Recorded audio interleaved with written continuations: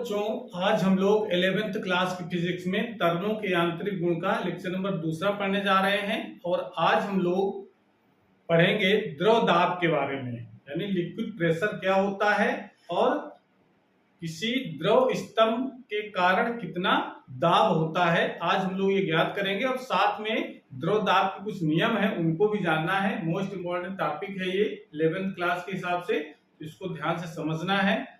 तो बात करते हैं पहले द्रव दाब यानी लिक्विड प्रेशर क्या होता है।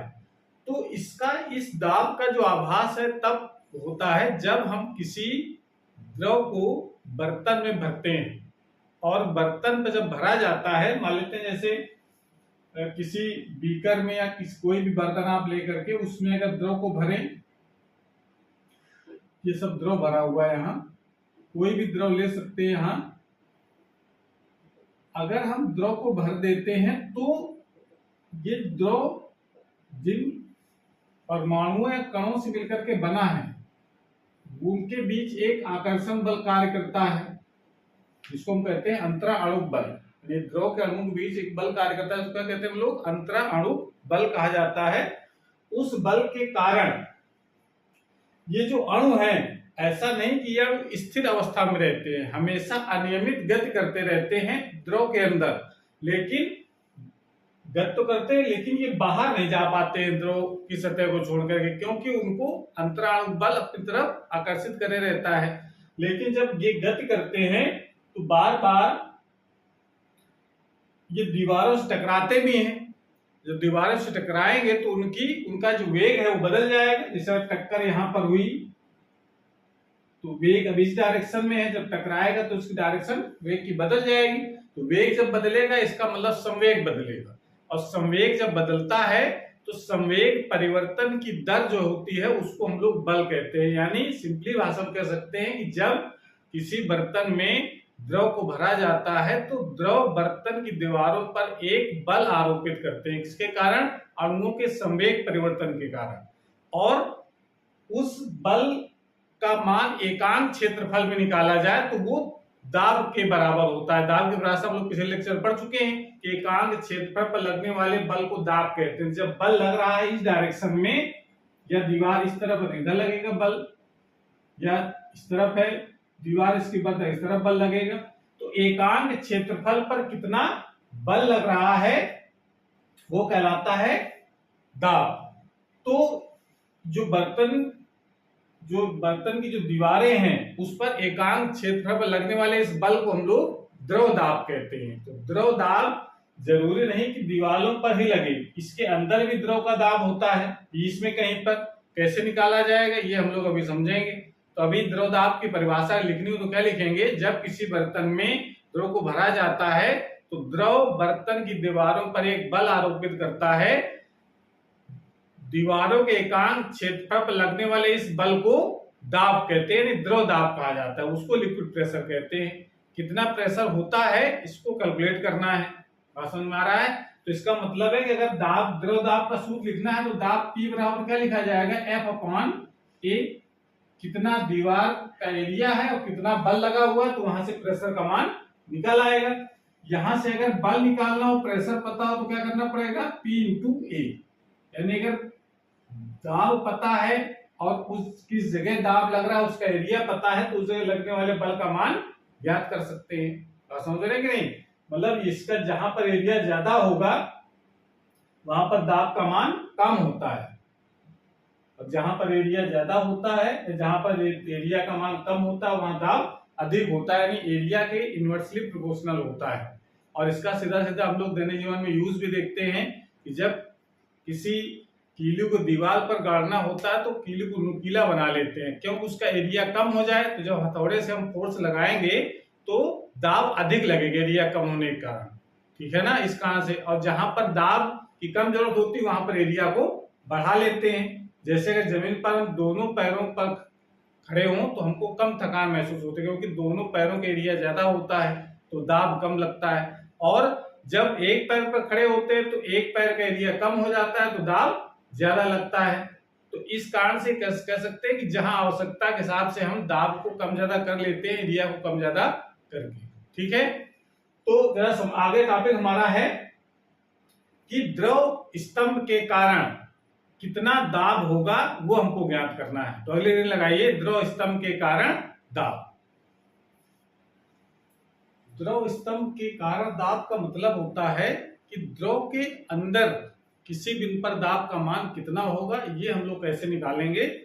तो इसके लिए देखो समझते हैं कि जो भाषा हमने लिखी जरा उसको इस बात पे समझ लो पहले, उसके बाद भाषा तो इसमें लिखी आप पढ़ करके समझ जाएंगे। मान लेते हैं कोई एक बर्तन लिया हमने और इस बर्तन में द्रव भर दिया जिसका घनत्व है दो, यानी द्रव घनत्व का दो घनत्व का एक द्रव भरा हुआ है और इस द्रव के अंदर किसी बिंदु पर दाब का मान ज्ञात करना। तो किस प्रकार से ज्ञात करेंगे, मान लेते हैं इसके अंदर कोई बिंदु यहां पर है, इस बिंदु का नाम हम लोग लेते हैं E, और इसकी जो गहराई है इस स्वतंत्र तल से यानी ऊपरी वाले तल से h गहराई पर बिंदु हमने लिया है, इस बिंदु पर कितना दाब होगा ये हमको ज्ञात करना है। तो इसके लिए हम लोग क्या करते हैं कि इस बिंदु से होता हुआ और ऊपर सरफेस तक यानी h गहराई में हमने बिंदु लिया है, तो इस बिंदु के चारों उस बेलन का एक समतल पृष्ठ रखेंगे और उस ऊंचाई तक एक काल्पनिक बेलन की कल्पना करते हैं। द्रव के अंदर तो बेलन खींचा नहीं जा सकता है, तो एक आप कल्पना करनी है इस तरीके से जिसकी गहराई है इस बिंदु B की वो है h। ऐसा ये आपको करना है, बिंदु B पर अगर दाब निकालना है तो ये आपको काल्पनिक एक बेलनाकार आकृति खींचनी पड़ेगी। तो हमको निकालना क्या है इस बिंदु पर दाब, तो हम क्या कल्पना करते हैं कि जो जितना इस बेलन के अंदर जितना द्रव भरा हुआ है, जिस बेलन के अंदर जितना द्रव भरा हुआ है उस द्रव का भार निकालना है मैंने हमको, और ठीक है ना। और जितना इस द्रव का भार होगा तो वो किसके बराबर होगा, बल के बराबर। भार तो बल ही होता है, तो जितना भार होगा उसमें एकांक क्षेत्रफल पर लगने वाला जो भार होगा उसको हम लोग दाब कहते हैं। तो मेन हमको क्या निकालना है, इसका भार कितना होगा, तो इस बिंदु पर लगने वाला इस द्रव का दाब निकल आएगा। लेकिन अगर हम ये शामिल करें कि नहीं ये द्रव के दाब के अलावा जो यहाँ पर वायु भरी है, ये जो हमारा जो बर्तन है कहाँ रखा होगा, किसी कमरे में रखा हो, कमरे में क्या भरी होती है, वायु। तो इसका मतलब है कि इसमें ऊपर तरफ एक वायुमंडलीय प्रेशर भी होगा, वायुमंडलीय दाब भी होगा। वायुमंडलीय दाब मतलब समझते हैं ना, जैसा कि पृथ्वी के चारों ओर वायुमंडल भरा हुआ है, यानी वायु का एक घेरा है, और उस घेरा वायु का घेरा है, इसका मतलब वायु क्या होता है, एक तरल है, और तरल हमेशा उस पर दाब लगाता है। तो वायु जो वायुमंडल द्वारा लगाया गया जो दाब होता है पृथ्वी पर उसको कहते हैं वायुमंडलीय दाब। तो ये जो ऊपर जो वायु है उस पर वो भी एक बल लगाएगा।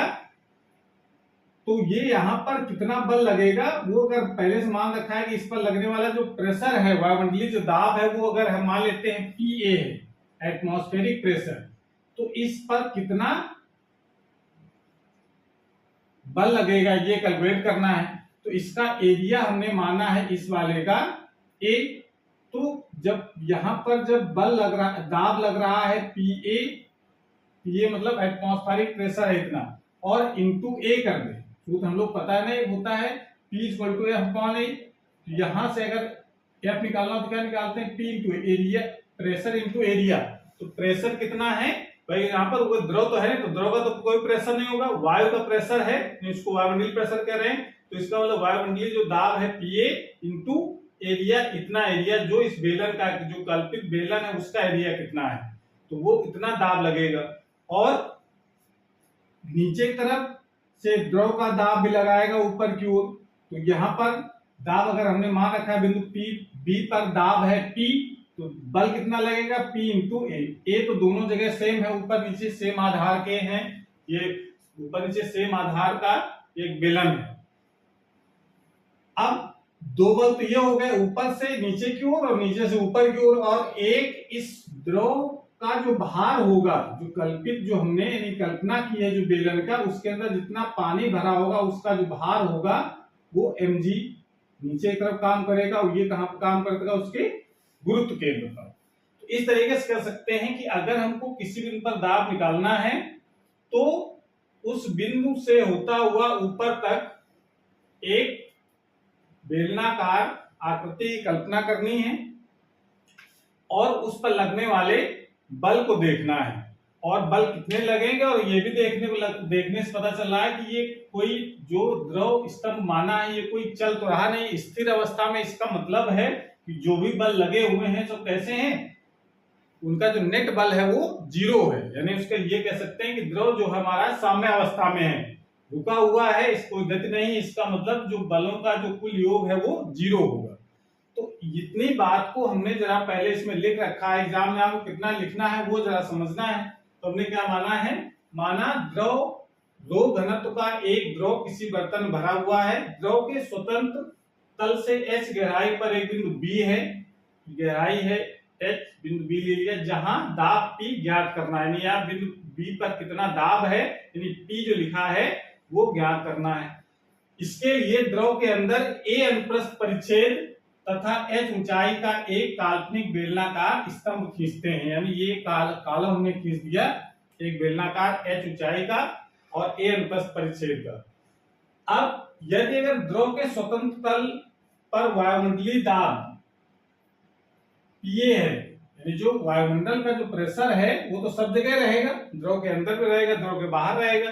अब चूंकि द्रव के अंदर यहाँ पर वायुमंडलीय प्रेशर भी होगा, द्रव का भी दाब होगा, यहाँ पर केवल वायुमंडलीय दाब होगा, द्रव है नहीं ऊपर। तो इसका अगर टोटल अगर मान लेते हैं कि यहाँ पर जो वायुमंडलीय दाब है वो Pa है, तो इस कल्पित द्रव स्तंभ पर निम्नलिखित 3 बल कार्य करते हैं। कौन कौन से बल हमने यहाँ शो कर रखे हैं, ऊपरी पृष्ठ पर कितना बल लग रहा है,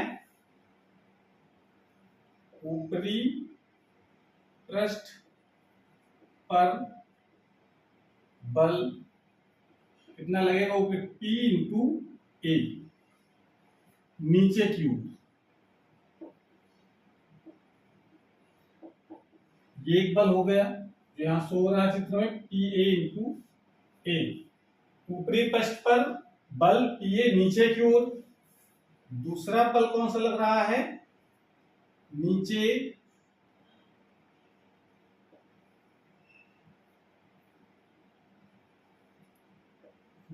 के पृष्ठ पर बल कितना होगा, Pa, ऊपर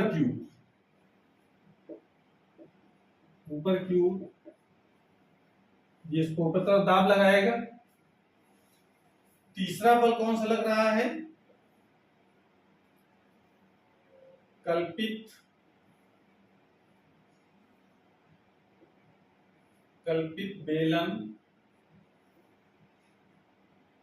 बेलन का भार mg, गुरुत्व केंद्र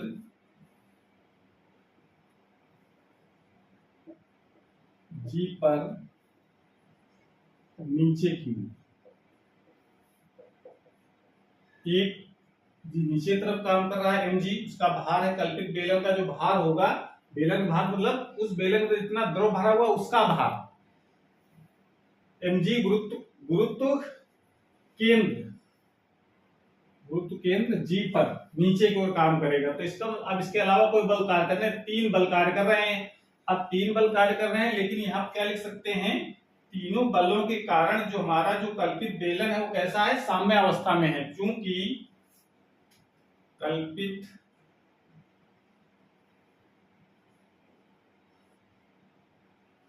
बेलन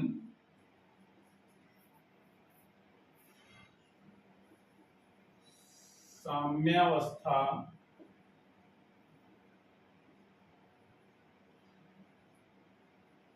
में है, इसलिए साम्यावस्था मतलब क्या है, इसमें कोई गति नहीं है, इसलिए इन बलों का परिणामी शून्य होगा, यानी नेट बल जो होगा वो 0 होगा। यहां तक नोट कर लीजिए पहले।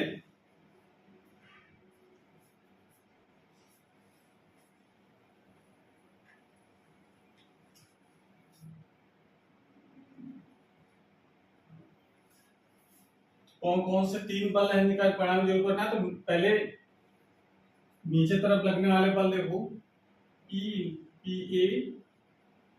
ए इंटू ए, ये एक बल नीचे की तरफ, और एक ये जो भार है ये भी नीचे की तरफ है, दोनों ऐड हो जाएंगे। फिर ये ऊपर तरफ लग रहा है पी ए, ये माइनस में हो जाएगा, डायरेक्शन उल्टा है, इक्वल टू 0। यदि नेट बल जो है वो 0 के बराबर होगा। ये इसको डालेंगे समीकरण नंबर 1।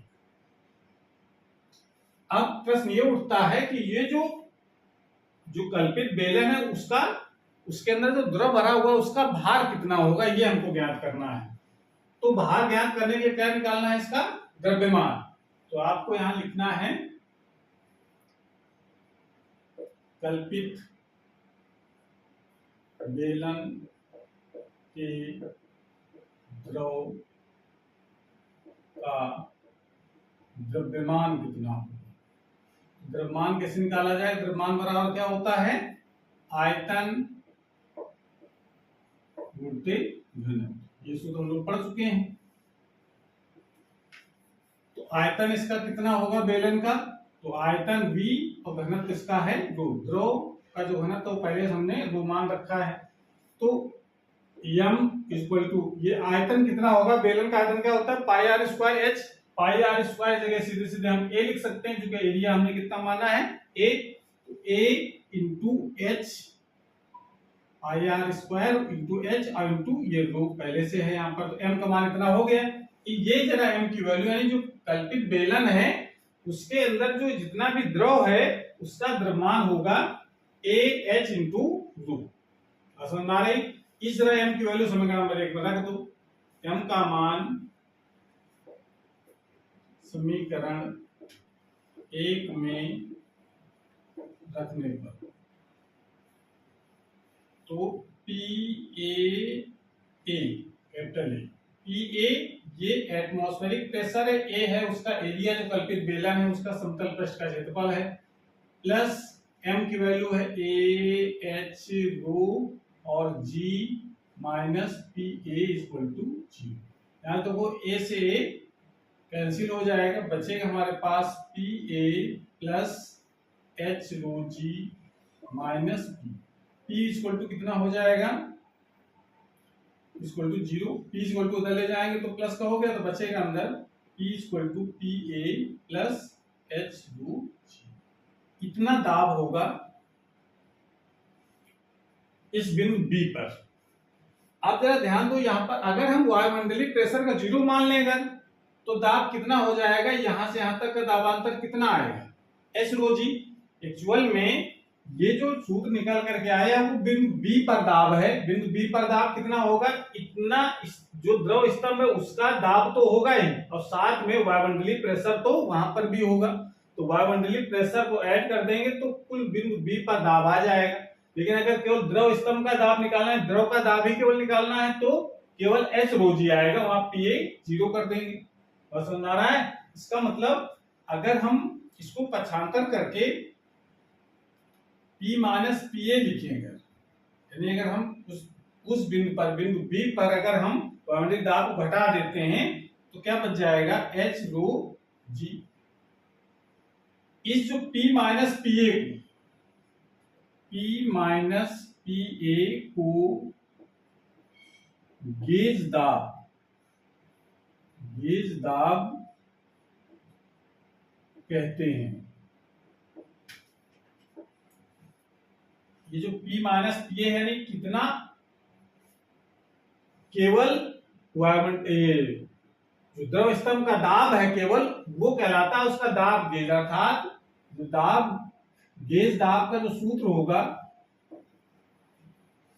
क्या लिखा जाएगा, दाब गेज बराबर P minus P A equal to h rho g. ये दाब गेज का सूत्र निकल करके आ जाता है। अगर दाब गेज निकालना है तो सिर्फ क्या निकालना है, उस बिंदु पर द्रव स्तंभ का दाब कितना होगा, और कुल दाब निकालना है तो उसमें एटमॉस्फेरिक प्रेशर को ऐड करना है, यानी P equal to P a plus h rho g. और एच रो जी को करेंगे तो क्या आएगा, उसको कहते हैं हम लोग गेज दाब।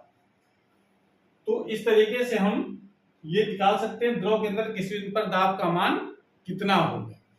जरूरी नहीं कि ये बिंदु जो हमने ऊपर वाला सतह को स्वतंत्र पर लिया जाए, इसको हम इस प्रकार से भी ले सकते हैं, जैसे किसी बर्तन में अगर हम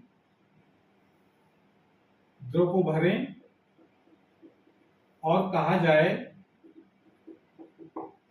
एक बिंदु यहां है C और एक बिंदु यहां पर है D, और इन दोनों बिंदुओं के बीच दाबांतर कितना हो, तो इस यहां पर भी एक कल्पना करो,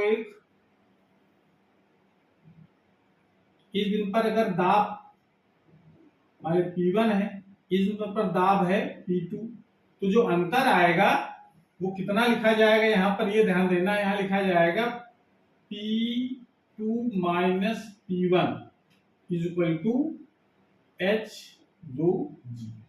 ये लिखते हैं हम लोग ऐसे करके, P2 minus P1 is equal to H2G, या इसको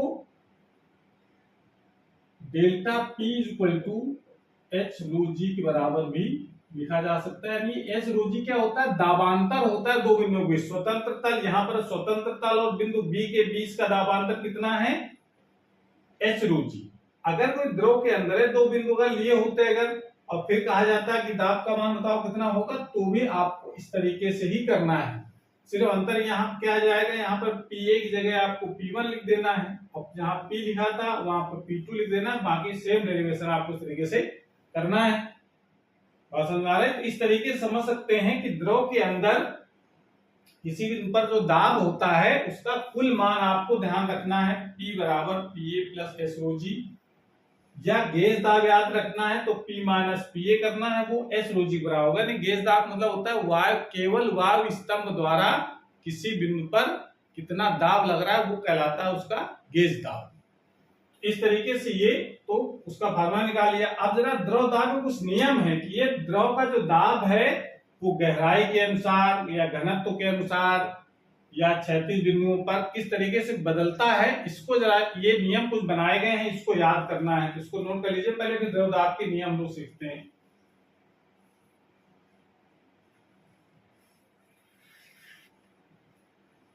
लगाएंगे द्रव दाब के नियम। द्रव दाब के नियम, पहला नियम है, पहला नियम ये कहता है कि अगर, ये पहले लिख लेते हैं, किसी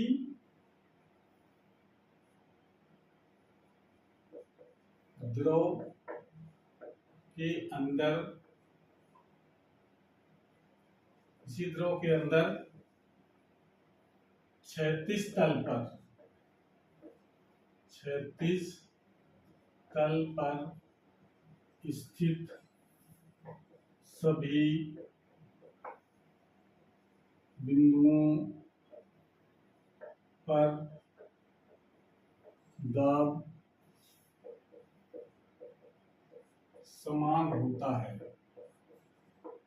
द्रव के अंदर क्षैतिज तल पर स्थित सभी बिंदुओं पर दाब समान होता है, मतलब यहां पर यह है कि अगर कोई बर्तन पर अगर द्रव भरा हुआ है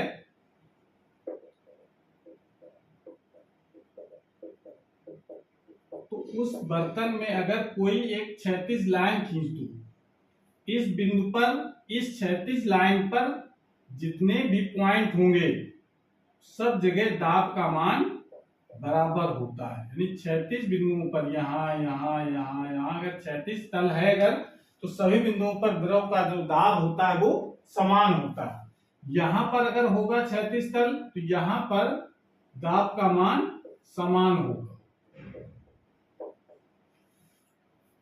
लेकिन ऐसा नहीं कि दोनों जगह दोनों क्षैतिज बिंदुओं पर दाब इक्वल होंगे, ऐसा नहीं। इस लाइन पर दाब समान होगा, इस लाइन पर दाब समान होगा, लेकिन दोनों लाइनों पर दाब इक्वल नहीं होगा, अलग अलग होगा। जो गहराई ज्यादा होगी वहां पर दाब का मान अधिक होगा।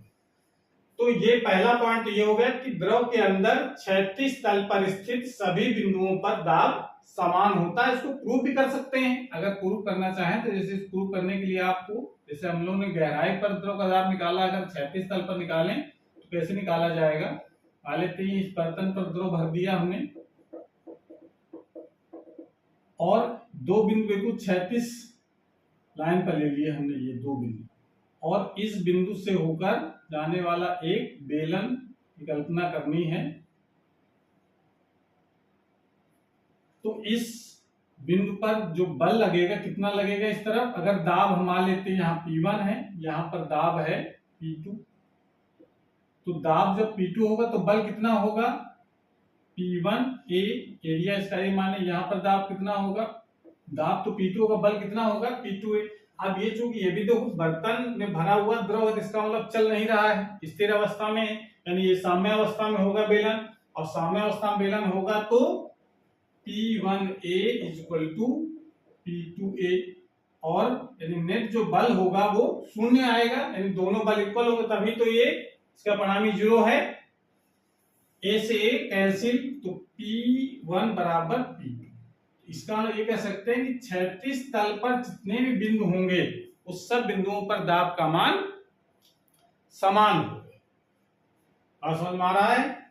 जैसे अगर कोई ऐसा पॉइंट और देख, इसमें मतलब क्या है, इसका मतलब यह है कि अगर कोई बर्तन इस तरीके से कहा जाए, बर्तन हमारे पास कुछ ऐसा है और इस पर द्रव भरा हुआ है,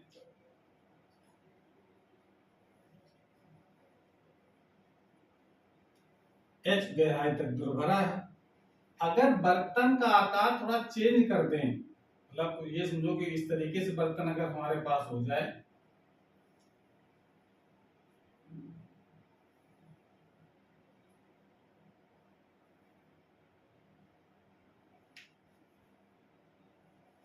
और इस पर भी हम उतनी ऊंचाई तक पानी भरें जितनी ऊंचाई तक पहले पानी भरा है, यानी इस पर भी ऊंचाई है h, वही द्रव है, घनत्व तो सेम है, ऊंचाई भी सेम है, केवल ये थोड़ा टेढ़ा बर्तन है। और कहा जाए आप बताओ यहाँ पर दाब का मान और यहाँ पर दाब का मान, यानी यहाँ A मान लेते हैं, यहाँ पर मान लेते हैं B। A और B पर दाब का मान में क्या अंतर आएगा कुछ, कि सेम दाब रहेगा? तो इसका मतलब है कि A और B, PA यानी A पर दाब और B पर दाब, ये हमेशा इक्वल होंगे, क्योंकि ये दोनों एक ही हाइट पर पानी भरा हुआ है। तो ये सिंपली आपको याद रखना है पॉइंट ये कि द्रव के अंदर 36 तल पर स्थित सभी बिंदुओं पर दाब का मान समान होता है। तो पहला नियम तो ये याद करना है, नोट कर लीजिए इसको।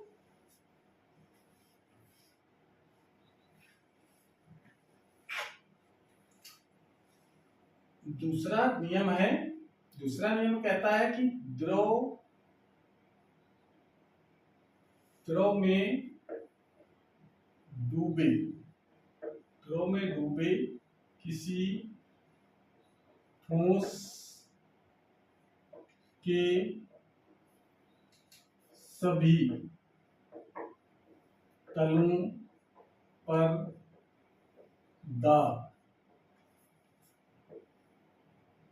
दाब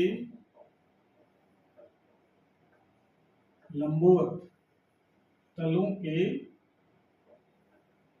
लंबवत होता है। द्रव में डूबे किसी ठोस के सभी तलों पर दाब तलों के लंबवत होता है। मतलब ये नियम ही कहता है कि अगर कोई भी किसी बर्तन में अगर द्रव भरा हुआ है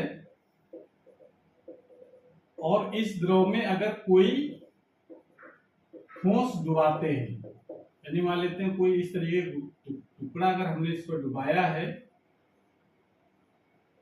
किसी आकृति का हो सकता है, तो इस पर लगने वाला जो तलों पर लगने वाला जो दाब है वो हमेशा कैसा होगा, उन तलों के लंबवत दाब होता है हमेशा। जब किसी भी ठोस को किसी द्रव में डुबाया जाता है तो ठोस के प्रत्येक तलों पर हमेशा जो दाब लगता है वो उस तलों के लंबवत ही लगता है। क्यों लगता है लंबवत? क्योंकि जो दाब की परिभाषा होती है कि लंबवत जो बल होता है वो एकांक क्षेत्रफल पर जितना कार्य करता है उसे हम लोग दाब कहते हैं। तो जब लंबवत बल कार्य करेगा तो दाब लगेगा, तो इसका मतलब है कि दाब जो लगेगा वो उस तल के लंबवत ही होगा। तो ये इसका एक दूसरा पॉइंट हम लिख सकते हैं। तीसरा पॉइंट आप लिखा जा सकता है, तीसरा नियम क्या है कि सूत्र अभी हम लोगों ने पढ़ा है, जो गहराई के अंदर जो द्रव का जो दाब है, P का जो मान है वो H रो G के बराबर होता है। वायुमंडलीय दाब को ऐड कर देंगे तो कुल दाब आ जाएगा, लेकिन जो द्रव स्तंभ का जो दाब होता है वो H रो G के बराबर होता है। तो इसका मतलब है आप दूसरा ले सकते हैं कि द्रव के अंदर किसी बिंदु, द्रव के अंदर किसी बिंदु पर दाब स्वतंत्र तल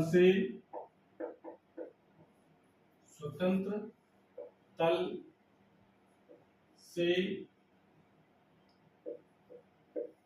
गहराई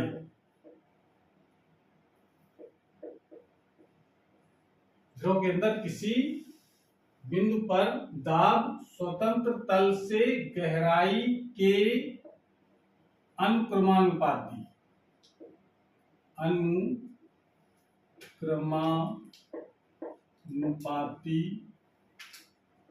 होता है। द्रव के अंदर किसी बिंदु पर दाब अगर ले रहे हैं तो वो स्वतंत्र तल से कितना गहरा है, मतलब कोई अगर किसी बर्तन में अगर द्रव भरा हुआ है, उस बर्तन में जितना ज्यादा हम गहराई पर जाएंगे उसमें द्रव का जो दाब है वो बढ़ता जाएगा। मान लो एक पॉइंट यहाँ है, यहाँ पर दाब है P1, एक पॉइंट यहाँ है, यहाँ पर दाब P2 है, यहाँ पर और P3 है। तो जैसे जैसे गहराई बढ़ रही है, यानी ये दूरी अलग है, ये दूरी अलग है, ये दूरी अलग है, जितनी ज्यादा गहराई होगी दाब का मान उतना ही ज्यादा होगा, यानी P3 is greater than P2 is greater than P1। तो ये लिख सकते हैं कि द्रव के अंदर किसी बिंदु पर दाब स्वतंत्र तल से गहराई के अनुक्रमानुपाती होता है। वो बिंदु स्वतंत्र तल से कितना गहरा है, यानी ये गहराई जहां ज्यादा होगी दाब का मान उतना ही ज्यादा होगा। इसका सीधा सीधा अपने दैनिक में यूज भी है कि चूंकि गहराई होने के कारण दाब अधिक होता है। यही कारण है कि जब कहीं द्रव भरा होता है, यानी द्रव में जब कहीं बांध बनाया जाता है, तो बांध की जो दीवारें होती हैं वो नीचे जो पानी के अंदर होती है वो मोटी बनाई जाती है और ऊपर फिर पतला रखा जाता है। तो द्रव के अंदर मोटी होने के कारण क्या है कि जैसे जैसे पानी गहरा होगा वैसे वैसे दाब का मान ज्यादा लगेगा, और दाब ज्यादा लगेगा तो अगर पतली दीवारें होंगी तो वो दीवार गिर भी सकती है। इस कारण से मोटी बनाया जाता है ताकि उस दाब को वो सहन कर सके। तो गहराई जहां ज्यादा होती है वहां पर दाब का मान अधिक होता है। तो ये पॉइंट आप लिख सकते हैं। तीसरा पॉइंट, चौथा पॉइंट लिखा जा सकता है कि द्रव का दाब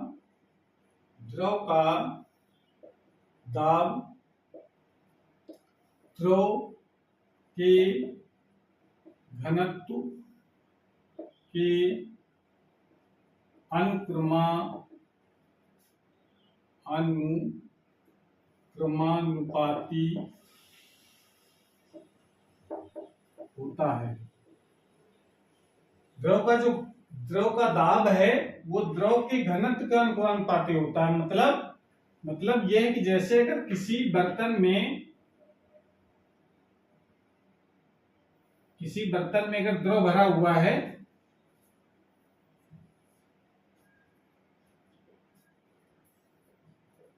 जिसका घनत्व है मान लेते हैं ρ1, और एक दूसरा बर्तन लिया हमने, उस पर भी द्रव भरा हुआ है, सेम हाइट सेम है, केवल घनत्व है इसका √। ये हाइट क्या है दोनों की सेम। तो अगर ये पूछ लिया जाए कि बताओ यहां तली पर कितना दाब होगा, किसमें ज्यादा होगा, तो सूत्र तो यहां पर लिखा हुआ है, जिसका घनत्व ज्यादा होगा उसका जो दाब है वो ज्यादा होगा। तो इसका मतलब अगर यहाँ पर दोनों अलग अलग घनत्व के हैं, मतलब लो 1 इज ग्रेटर देन √2 है, तो इसका मतलब जो दाब होगा यहाँ पर P1 और P2, तो P1 is greater than P2 होगा। यानी जहां अगर सेम हाइट है, तो अगर हाइट में कम ज्यादा होगी तो हाइट का भी प्रभाव पड़ेगा। समझ रहे हैं? इस तरीके से अगर घनत्व का मान ज्यादा है, घनत्व होने का मतलब कोई गाढ़ा द्रव होगा तो उसका घनत्व ज्यादा होता है, तो अगर किसी बर्तन में गाढ़ा द्रव भर दें तो उसका जो दाब होता है द्रव में वो अधिक हो जाता है। और लास्ट पॉइंट है द्रव का दाब बर्तन के आकार पर निर्भर नहीं करता है। इसका मतलब क्या है, इसको समझना है, इसको नोट कर लीजिए। पहले नियम आप नोट कर लीजिए कम से कम, और इसको याद रखना है।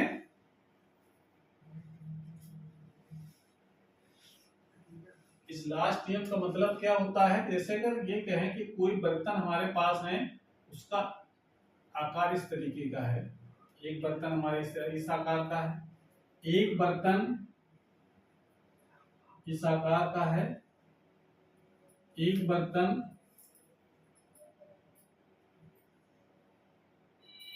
इस आकार का है, और इसमें जो द्रव भरा हुआ है वो सेम हाइट का है। इसमें हाइट सेम है, सेम द्रव भरा हुआ, मतलब घनत्व भी सभी में सेम, हाइट सेम घनत्व भी सेम, और यहां पर भी हाइट सेम है,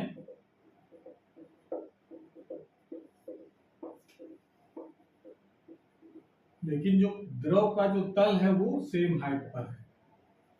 तो अब इसमें कहा जाए कि बताओ इसकी तली पर कितना दाब होगा, यहाँ P1, यहाँ पर P2, यहाँ पर P3,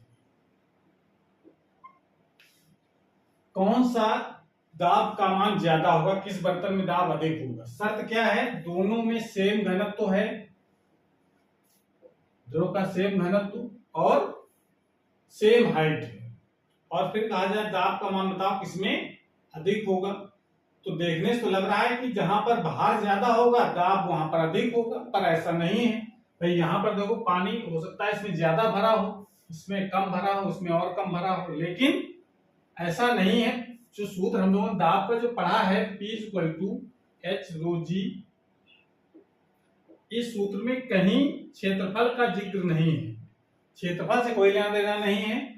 इससे डिपेंड किस पर करता है, H पर। हाइट सेम होनी चाहिए, घनत्व अगर सेम है, G सेम है, तो हाइट अगर सेम है तो दाब का मान भी सेम होगा। बर्तन का आकार कुछ भी हो, उसका क्षेत्रफल कुछ भी हो, उसका आकार कुछ भी हो, क्षेत्रफल कुछ भी हो, सभी बिंदुओं पर जो दाब होगा वो कैसा होगा, समान होगा। लेकिन शर्त याद रखना है, पानी या द्रव जो भरा हो सेम घनत्व वाले, नहीं घनत्व अलग अलग हो, तो घनत्व अलग अलग होगा तो घनत्व के नियम भी वहां पर लागू होंगे, फिर घनत्व जिसका ज्यादा हो वहां पर दाब अधिक होगा। बात समझ आ रही है? इसका मात्रा अलग अलग हो सकती है द्रव की, लेकिन अगर हाइट सेम है तो दाब का मान भी सेम होगा। इस तरीके से आपको 5 नियम याद करने हैं। पहला नियम क्या बताया हमने, पहला नियम बताया है कि द्रव के अंदर सभी 36 बिंदुओं पर द्रव का दाब समान होता है, यानी द्रव के अंदर सभी बिंदुओं पर दाब कैसा होगा, समान। दूसरा हम बताया कि अगर द्रव के अंदर कोई ठोस को डुबाया जाए तो ठोस के तल पर हमेशा जो दाब लगता है कैसा लगता है, अभिलंबवत लगता है। तीसरा नियम बताया हमने कि जो द्रव का जो दाब है वो गहराई के अनुक्रमानुपाती होता है, यानी किसी बिंदु पर द्रव का दाब है वो उस बिंदु की स्वतंत्र तल से गहराई के अनुक्रमानुपाती होगा। जितना ज्यादा गहरा पानी होगा वहां पर दाब का मान उतना ही ज्यादा होता है।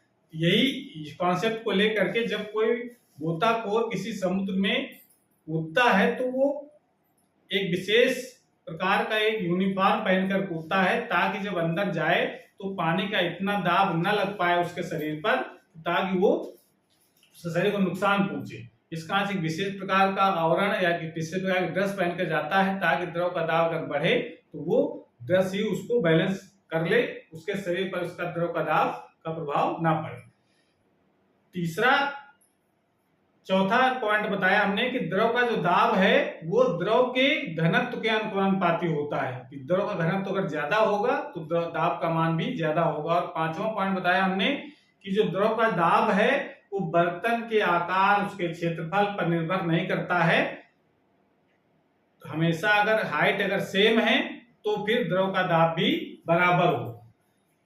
इसमें देखो एक पॉइंट और एग्जाम में कभी कभी चित्र बना करके आ जाता है, मान लो ऐसा बर्तन बना हुआ, यहाँ पर दाब पूछ रहा है जिसकी हाइट है इस स्वतंत्र तल से H1, और एक पॉइंट यहाँ पर है, मान लो P4 है ये, और इसकी यहाँ पर जो आगे बर्तन टेढ़ा बना हुआ तो इसकी हाइट है H2। तो ये जहां देखने से लग रहा है कि H1 is greater than H2 तो है ही। अब इसमें कहा जाएगा P4 और P3 में बताओ दाब का मान कहां पर ज्यादा होगा। तो चूंकि ये जो एक ही क्षैतिज तल पर पॉइंट है, दाब कैसा होगा, समान ही होगा, समान होगा। ऐसा नहीं कि यहाँ पर कम हाइट है तो दाब का मान कम होगा, यहाँ पर ज्यादा हाइट है दाब का मान ज्यादा होगा, ऐसा नहीं होगा। क्यों, देखने से लग रहा है कि यहाँ पर द्रव का तल ज्यादा ऊपर तक है तो इसका मतलब यहाँ पर प्रेशर ज्यादा होगा, यहाँ पर द्रव का तल कम है इसका मतलब यहाँ पर प्रेशर कम होगा, पर ऐसा नहीं है। क्यों, क्योंकि यहाँ पर जो ये दीवार है बर्तन की वो इस पॉइंट पर एक बल आरोपित करेगी जो इस तल के लंबवत होगा, ऐसे जो प्रतिक्रिया बल लगेगा। तो इसका जो लंबवत जो घटक होगा वो इस दाब को जो कम हो रहा है, इस जो बना हुआ है ये द्रव स्तंभ, उसके कारण ये जो दाब कम हो रहा है तो वो उसको बैलेंस कर देता है। इसके लंबवत जो बल होगा उसका जो इसके दिशा में जो घटक होगा उसके कारण, तो यहाँ पर हाइट कम है लेकिन इसका एक जो प्रतिक्रिया बल है वो उसको बैलेंस करता है। यहाँ पर हाइट ज्यादा है तो दाब भी ज्यादा होगा, कुल मिला करके दोनों बिंदुओं पर दाब का मान सेम ही रहता है। बात समझ में आ रहा है। इस तरीके से कह सकते हैं कि एक नंबर के ऐसे प्रश्न आते हैं, उसको आपको कॉन्सेप्ट को समझ करके तैयार करना है। तो आज क्लास में समाप्त करते हैं, अगली क्लास में नए टॉपिक के साथ आएंगे, तब तक पढ़ाई करते रहिए। Thank you.